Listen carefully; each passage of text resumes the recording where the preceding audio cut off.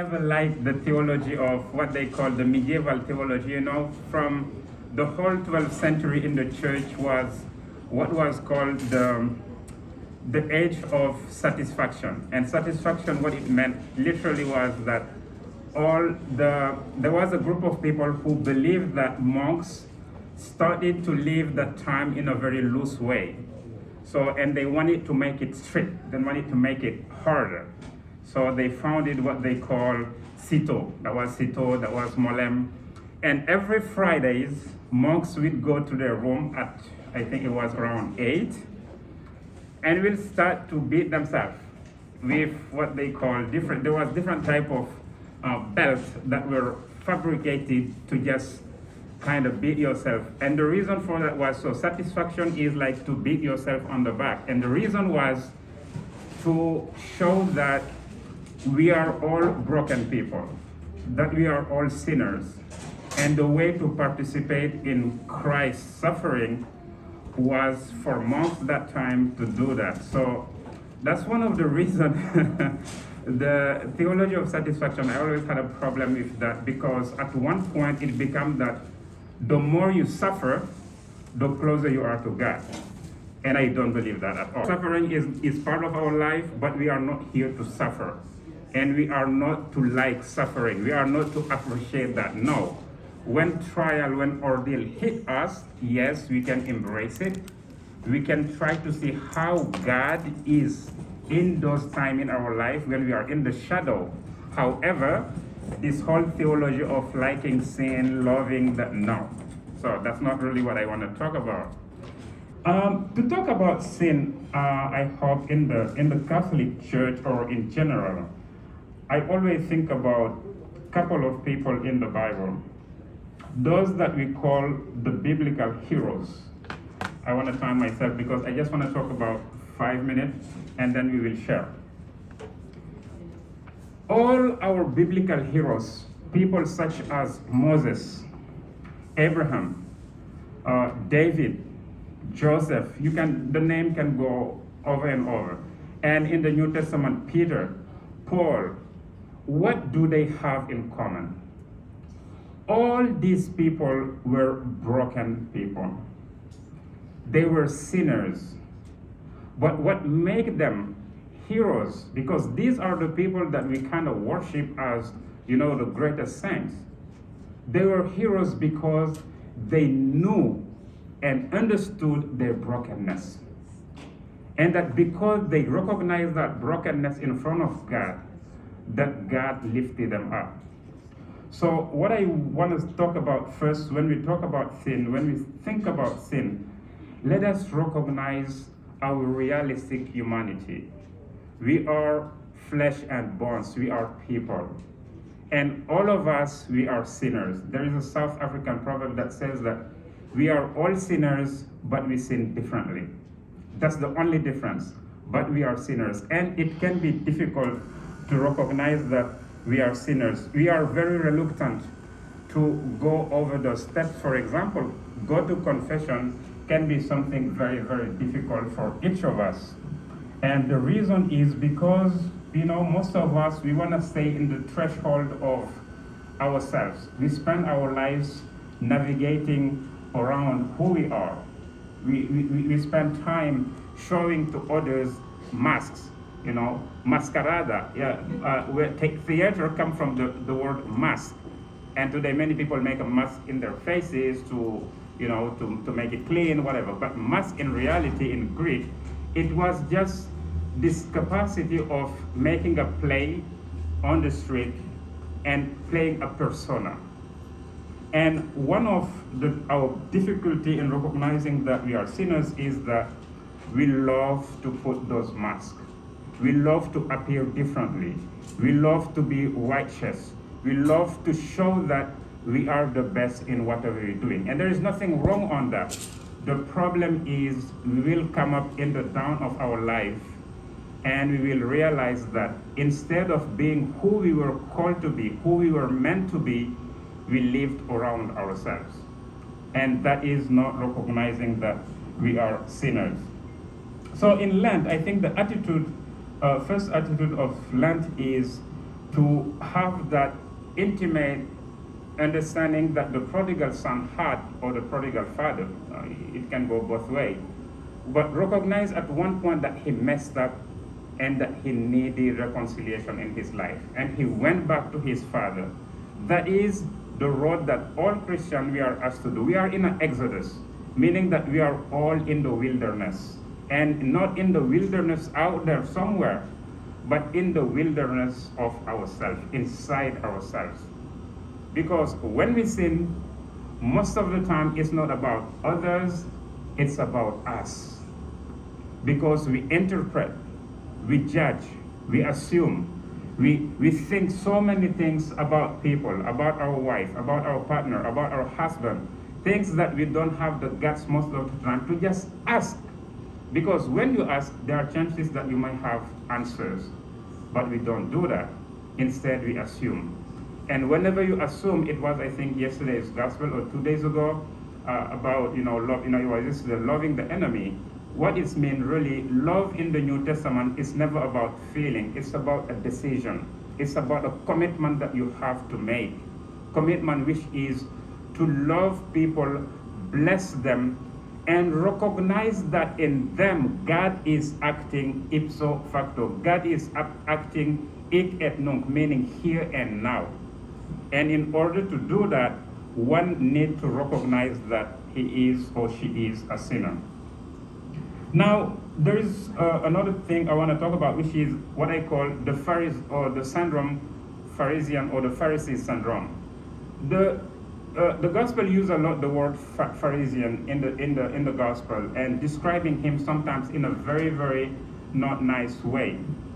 But I want us to look at ourselves, and I know it can be difficult, but for us to accept our humanity, the only way to success or to access to that in Christian spirituality is through emotional balance. And what it means is recognizing that in each of us there is a wolf, there is a child that is crying to come out.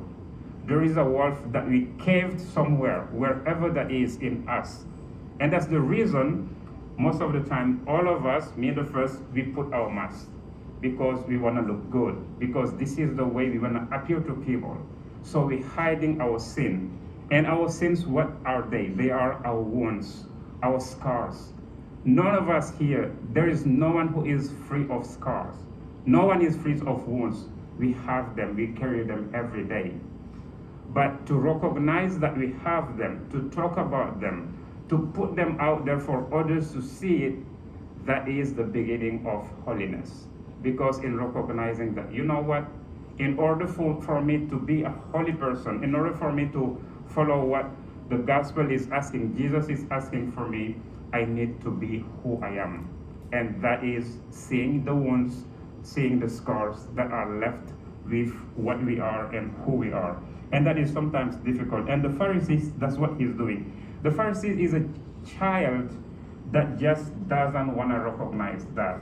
He is a wounded person, a scarred person that doesn't want to recognize that. So we will have at some degree to recognize that, hey, maybe like the Pharisee in the gospel, we are jealous, we are murderers, we are, all those names that Jesus gave them. And they are tough to hear, because when you hear that, we're only thinking externally, like what we do to others, but what we do to ourselves also. Because every time we don't recognize that God is acting in the person that is in front of me, not only I'm hurting the integrity of the person, but I'm hurting myself.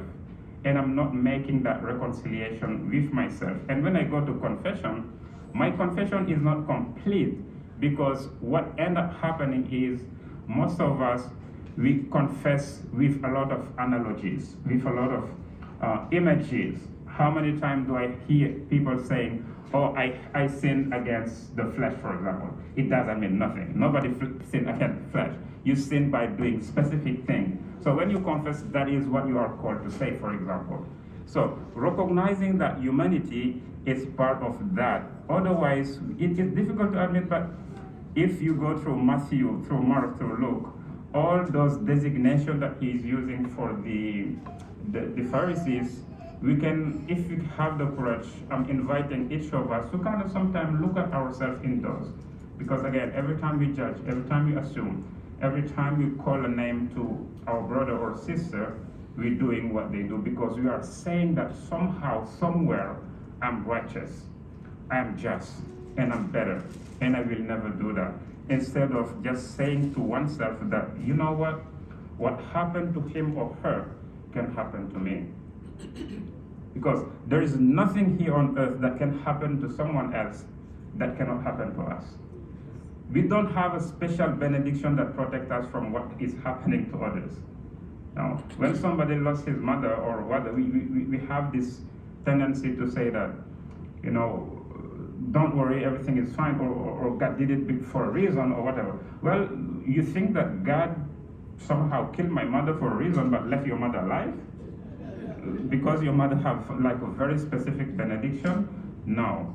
Again, sin is recognizing that reality of our humanness and to be in touch with that. And as long as we will be in touch with that humanity, our blindness, all those moral principles that sometimes make us believe that we're better than others, we're righteous, even when we do good deed, even when it happened to me when I was younger, still now, that I did so many things I thought were good, but at the end, I realized in the back of my mind, I was expecting, man, that's a very nice action.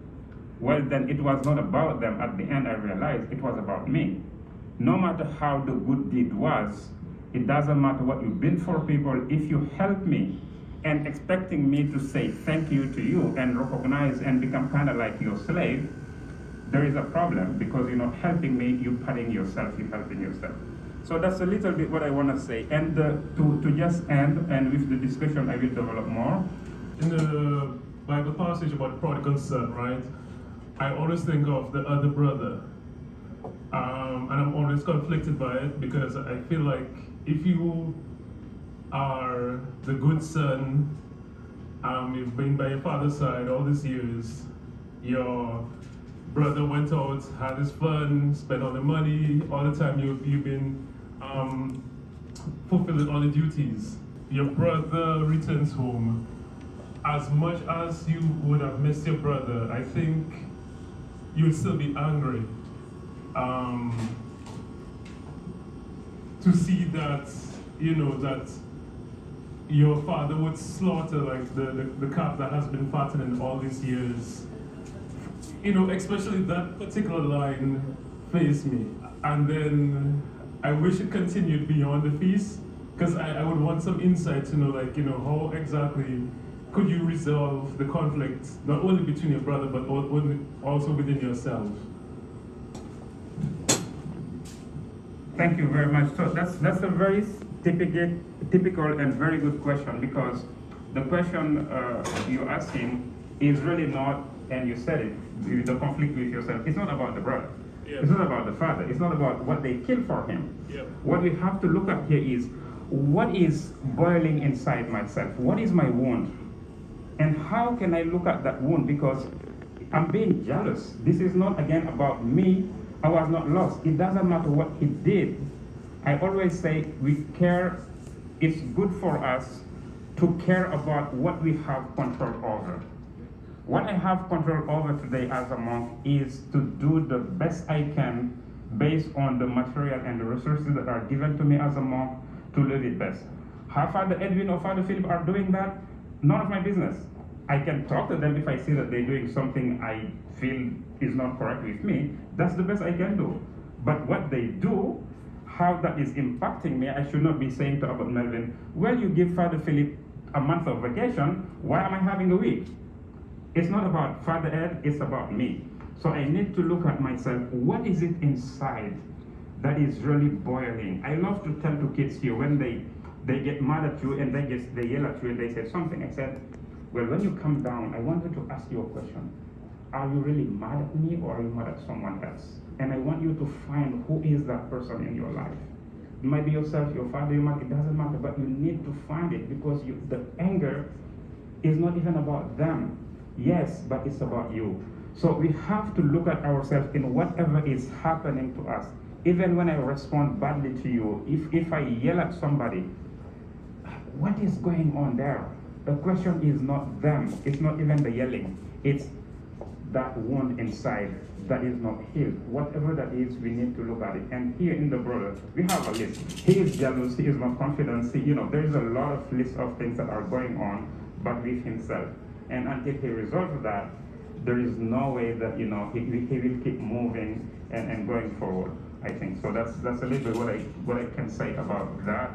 When you don't talk to someone, is that a sin? So again, I will come back to the basic. So when I don't talk to my sister, the question for me is not what my sister did to me. The question is why I believe that inside myself, there is something so wrong that I make the judgment, I make the assumption, I make the analysis that what my sister did to me is so bad that she doesn't deserve anymore me talking to her. So I'm cutting her off. The question is about me again, it's not about her. And in my case, I need to look at again, what is bothering me really? Is it what she did to me? Is it what she said to me? Or is it something else? Because the question might not be, what I call also the Pharisees, but the syndrome of the knee. People tell you that the knee is hurting, while actually it's the shoulder. So when we get mad at someone, when we don't talk to them, what is it exactly that is happening inside us? The problem might not be what they said to us, but maybe what they said to us triggered something else. Maybe what they said to us awakened, that little wolf that was sleeping inside us, that little child who is yearning and gazing for love that she or he does not have. How can I fulfill that need? How can I respond to those wants? Is the question I need to ask myself when I don't talk to somebody or when somebody doesn't talk to me. Because usually, if not people don't talk to us, we don't talk to them. When somebody said, she walked away but she doesn't say hi to me, I said, who are you? Like, why don't you say hi? Okay? So people don't talk to us, we don't talk to them. So we have to rephrase that when we say, she doesn't talk to me, she never talked to me. Have you talked to her? So that we always need to reverse the question. When it's about sin, when it's about Christianity, let us start with ourselves. It's not what they're doing to me. How am I responding to that? With the sources, with maybe the evidence that I have. But yeah, so we're really talking about healing and sin. Yes, so two expressions in two different categories of healing. The outcome being to heal. If somebody hurt me so much, let us use the case of trauma. When somebody abused me, and the abuse is so bad that my best way to heal is the belief that I cannot see that person anymore. I need to cut that person out of my life. And we can do that. Many people do that.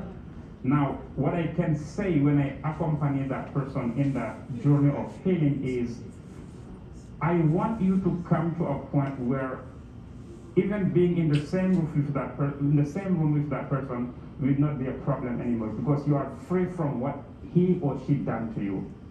That's healing too. Because as long as you're trying to cut me off, you don't even want to see me, and whenever you see me, it's creating a reaction. You're still giving me the power of what I did to you. And that power, I believe that, at least myself, I don't want to give that to somebody who I believe hurt me. And what I'm saying when I say that we have to look at ourselves doesn't mean we don't hurt people and people don't hurt us. Yes, we hurt people and people hurt us too. But when it happens and we are going through that journey of healing, well, the healing for me will be complete. You will start a new chapter when you will make yourself be able to just live even passing through that person, because that person doesn't have power over you anymore. That is it. So I will repeat myself on that too. Yes, I might wanna, but again, when you say, for example, the person may repeat, we are in Dr. Jackson, I don't want to go to cognitive distortion, right? But we are in the assumption, again, the prodigal son. If the father said, whoa, no, hold on now. No, back off. I cannot, yes, I will forgive you, but go live to that village, because what you did, I'm afraid if I forgive you, you might do it again. Jesus and Peter, Oh, no, no, no, no. That's too much. You said you don't know me 3 times. There is no way I'm leaving this church with you. So go your way. I forgive you. You good. But go start a new over there. But I don't want to have nothing to do with you ever because you might repeat it again. Myself, every Saturday I confess. Why do I need to confess every Saturday if I don't do again the same things probably? Well, God can say, hey, or the priest, hey, you know what? No need to confess again because, you might do it again. That's so when we behave, Okay. again, this is not about that problem anymore. It's become about ourselves. And again, until we are able to live through that, forgiveness is not just saying we good now.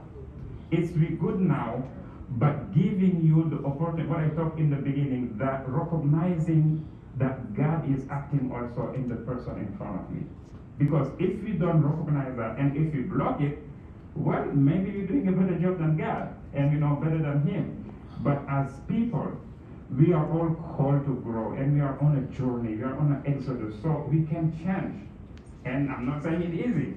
It is not, because when people hurt you, you really want to punch them. You don't want to see them anymore. I understand that, and that's normal, and we have to validate that. However, I want us also to understand that as long as you are doing that, you're giving power to the person. As long as you're doing that, well, you're cutting yourself somehow too, because you're saying that, as we say in the Our Father, the Our Father articulation is about, okay, God forgive me because I forgive others. Well, then if you don't do that, how can He forgive you? And forgive doesn't mean you don't come back. It means that I will let you come back over and over.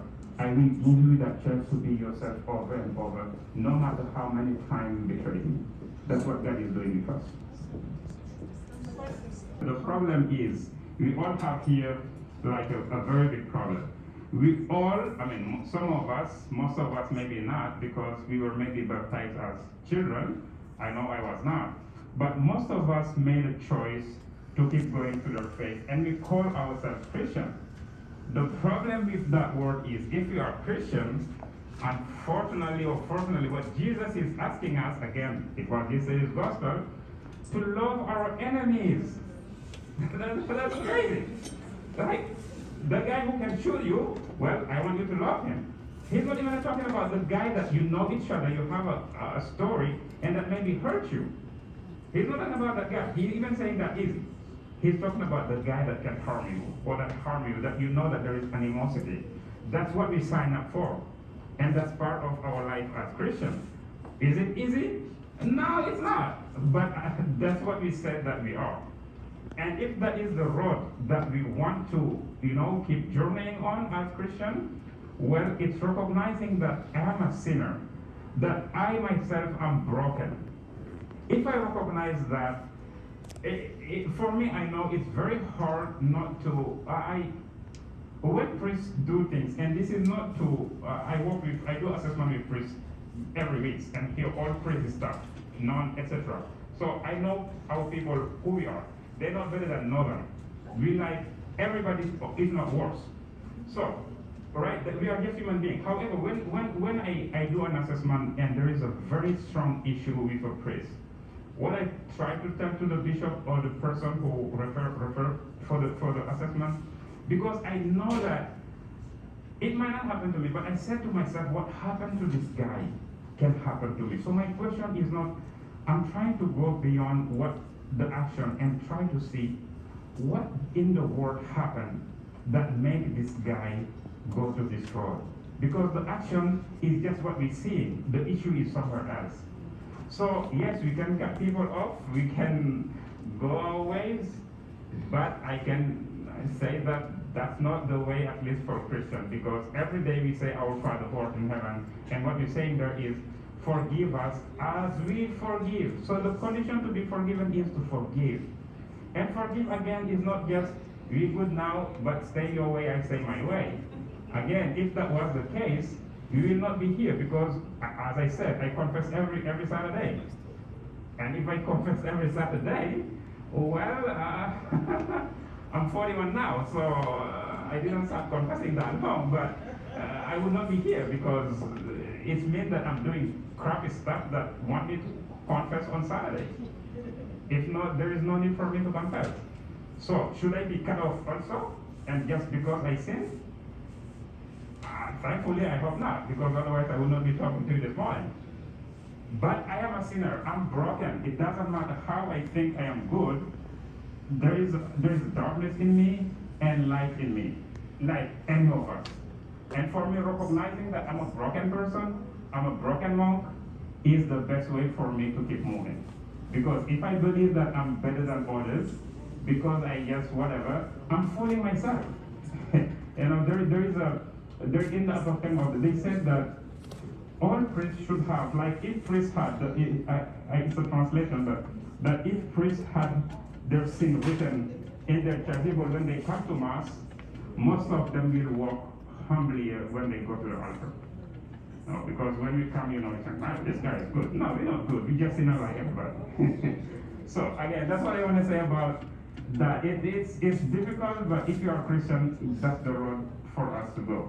To pray for, is the grace to not allow whatever happened to continue to hurt us.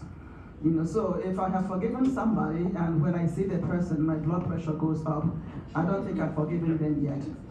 That's the difference. How do I react when I come in contact with the person?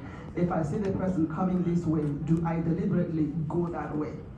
And I say I have forgiven, but when he's coming, if I am able to go and still say good morning and pass, you don't have to still be in my inner circle. I don't have to go that far. If the person has been really, really hurt, but I should come to a point where I'm able to be in the same space with the person without feeling my blood pressure going. Because that tells me that I have not yet forgiven that person. What is it Mandela said? Hatred is like, drinking poison and hoping that your enemy dies. So the hurt you feel is happening to you. That blood pressure rising is happening in you. So the person that you're angry about may not even give a hoot, but you are the one, doing that. So you are, the way I look at the commandments God, has given us, even though we say, oh, why is he giving us all these rules? When you look at them, each of them is for our good.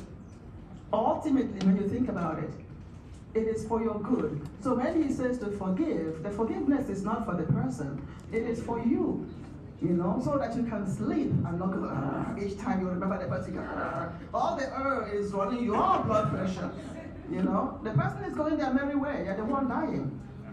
So it's not easy, and that's where grace comes in. That's where grace comes in. You pray for the special grace, please help me to let go of this. I'm not going to forget, and I should not forget. Because if you forget what hurt you before, you will set yourself up to be hurt again. So it's not about forgetting what happened, but it's about reassessing what happened and making a decision within yourself in terms of how you're going to react to it going forward. And you release yourself from it. And once again, it's not an easy process. Everybody has to go through it. And some hurts are easier to get over than others. Some hurts take longer, and then that's where the more prayer is needed. St. Paul says where there is sin, there is more grace available. So where there is a lot of hurt, there's a lot of grace available to also help us get through it. And that's the prayer we owe ourselves. That's the prayer we owe each other, so that we can, like Father said, this is something we signed up. When we say every Sunday, I believe this, and that, we are binding ourselves to this life, and it's not easy. It is not easy. So all we have to do is pray for the grace to do what God has told us to do. How many times do I have to forgive my brother? 70 times. Who is counting? Let me see how long you get there. Amen. Amen. So you said that, there is the emergency of assisting somebody who is in the need, no matter who the person is. So I know that in France, if there is an accident and you drive by, if you are flushed, you can go to jail. It's called non-assistance de personnes en danger. Like, you just cannot do that. If there is something happening, again, and you pass by, there is life-threatening, and you do nothing, you are subject to go to jail for that in France. And France is not the most Catholic country, even though it's the daughter of the church. The reason is what you're saying, the humanness. When human life is threatened, you have to do something. You know, you have to act. What you did to me when you did it doesn't matter now. You're dying, so I have to do something. Well, I'm helping you, but hey, you remember what you did to me 20 years ago while you're doing the CPR? Maybe that's not the moment. I'm trying to save you, but you remember what you did? I might not do it. No. You do the CPR, and when the person comes back, as you said, maybe a week later, you can talk about that. Now, to the first part of the question. For me, I would not put it in terms of what is right is wrong. Because again, hurt is hurt. And how you remember your hurt, I have to respect that and honor that. So again, as I said, Lord, I am not worthy that you should enter under my roof, but only say the word and my soul shall be healed. Amen.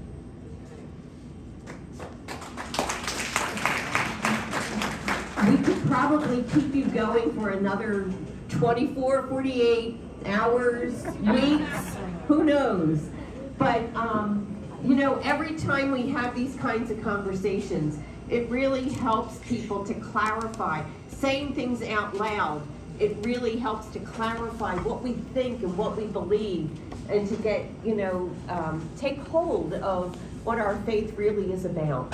And I'm so grateful that Francois didn't miss a beat when I asked him. He said, of course. And when I put the topic out, he said, works for me. So here he is, even though it's not a topic we want to engage, but it is a topic we need to engage.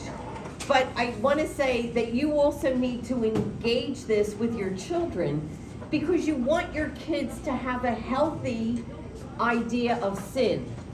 You know, and that's always my concern, that kids grow up with a good sense of themselves and a good sense of sin, you know, a healthy sense of sin.